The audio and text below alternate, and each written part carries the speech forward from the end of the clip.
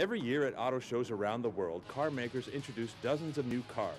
But how do they come up with the names? After all, for many of us, a car is an emotional purchase, and the name projects an image of what kind of car it's going to be. Looking back over time, at one point it was pretty easy to name a car, but now there's so many different names out there. They compete with other types of products. It's really hard to find an original name that's trademarkable, that does not, is not offensive in any language, especially as a lot of these automakers are going to more global names, global brands. One way to bring instant name recognition and brand equity to a car is to resurrect a popular name from the past, as Chevrolet did with its Camaro last year, and Buick has done by bringing back the Regal nameplate for 2011. Once you've got equity in a name, you want to stay with it and you want to try to build that equity. Cadillac came out with a new concept car at the Detroit Auto Show they're calling the XTS, which brings up the question, how do you decide to give a car a real name like Yukon or an alphanumeric like 320i?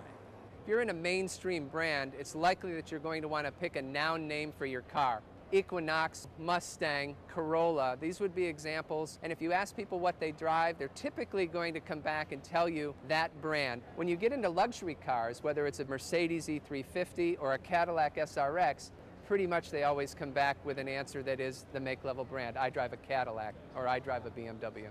As automakers come out with more global cars, experts say look for more alphanumeric monikers and made-up words like the new Chevy Cruze.